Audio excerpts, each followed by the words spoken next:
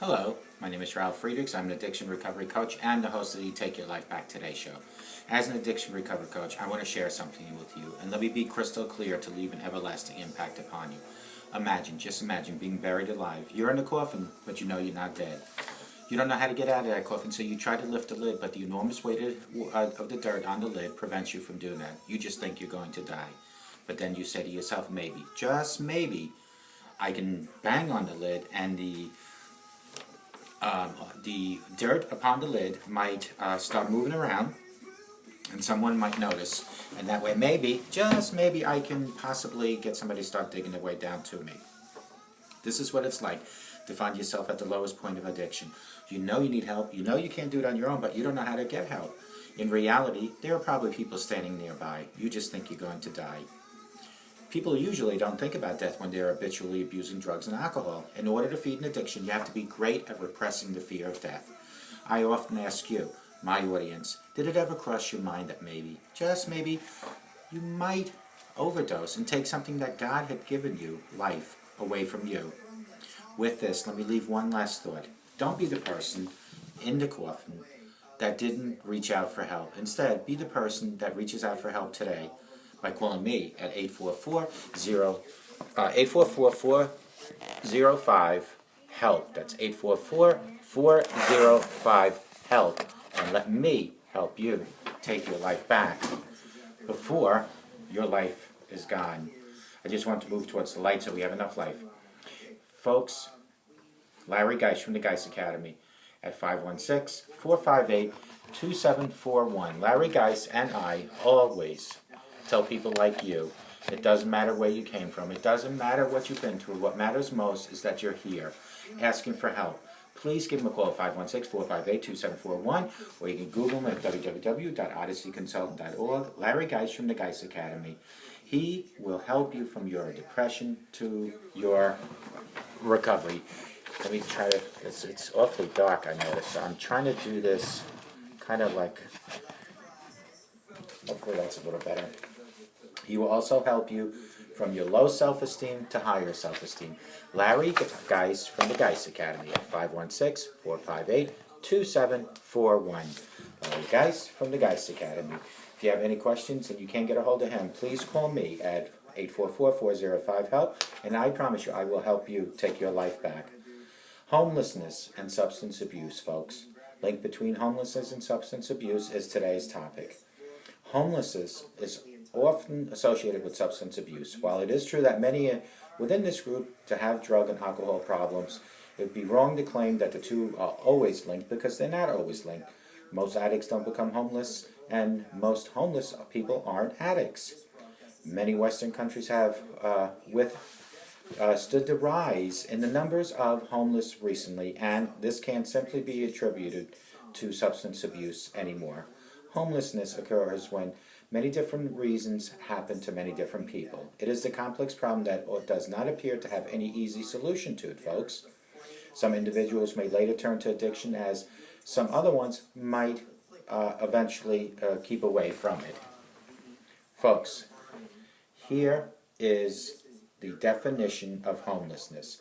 On the surface, the word homelessness can appear to have an obvious meaning, but it can actually be quite hard to define what is meant by this.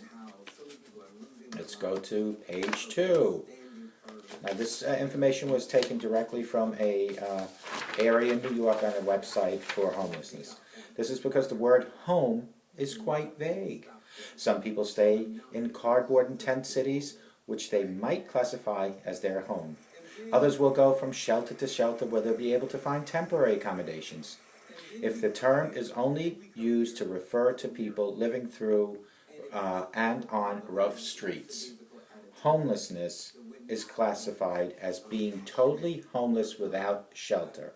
If the term is used much broader than that, it is being used as in a broader sense to refer to anyone with no fixed abode, It would mean that the cultural groups such as gypsies would fall into the category. Many developing countries have enormous populations in standard and makeshift housing.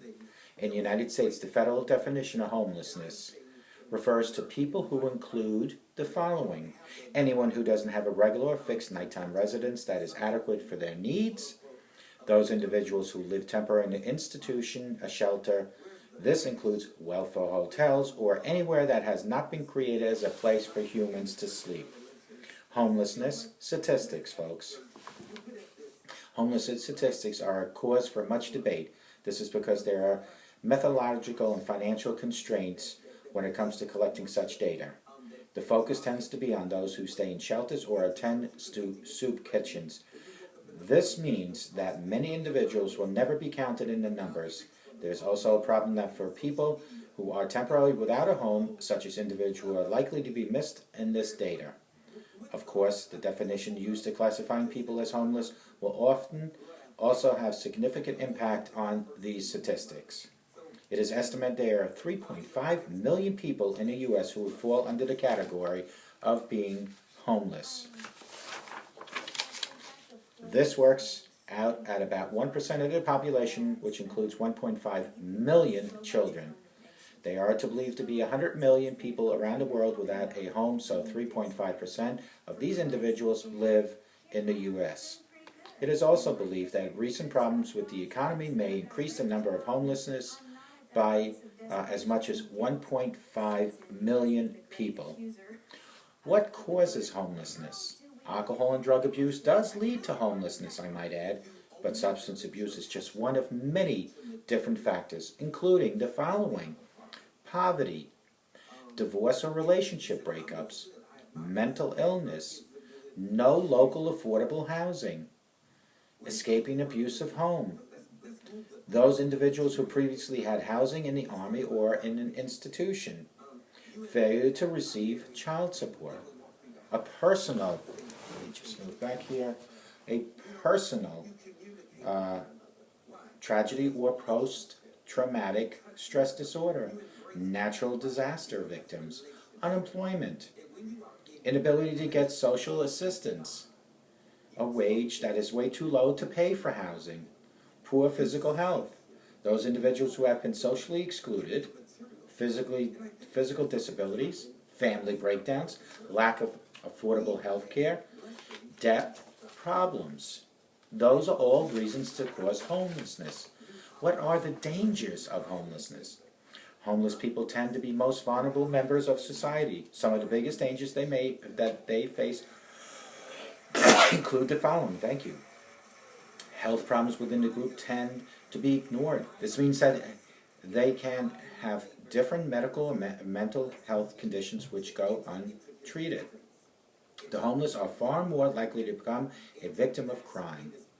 There is very little personal security available for such people.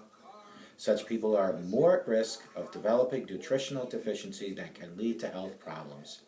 Homeless shelters can be dangerous places where people can be bullied or have their belongings stolen. In a lot of cities, it can be safer to say that streets in a shelter. It can be hard to maintain personal hygiene when you're homeless. Such individuals may be picked upon by authorities because they are considered vagrants. Homeless children have trouble accessing education. There are huge difficulties obtaining employment. Harsh weather conditions can make people sick or even kill them, folks. Such individuals are less likely to escape addiction. Substance abuse and homelessness. It is believed that 38% of homeless people abuse drugs and alcohol, while alcohol, and 26% abuse drugs. These statistics show that substance abuse among the group is significantly higher than the general population. This has led to some people to conclude that it is use of alcohol and drugs that is most important contributing factor to the situation. It is unlikely that the situation to become clear-cut as this. It may be that many of these individuals turn to addictive abuse, substance abuse, which means that they can't cope with reality. While there are many individuals who turn to substance abuse as a means to cope with homelessness, reality does set in where they are also utilizing for that. Abusing alcohol and drugs can be highly detrimental to the life of the individuals. It can rob them of everything, including their job, family possessions, and friends. Addiction is always involves downward trajectory that can be easily lead to homelessness, folks. Social selection versus social adaptation. Social selection and social adaptation are two models that have often been used to explain homelessness. Social selection theory would see substance abuse as a pathway that leads to people to the situation. Social adaptation theory favors the idea that people may adapt to the situation by abusing drugs and alcohol. It is likely that people that both offer a partial explanation to the relationship between substance abuse and homelessness. Homeless substance abusers are more vulnerable as a group. Alcohol abusers and drug users can be a particularly vulnerable group within the homeless population. Many shelters will not admit anyone who is drunk or high. This means that the individuals will often be left to fend for themselves. This can be particularly dangerous during the winter months.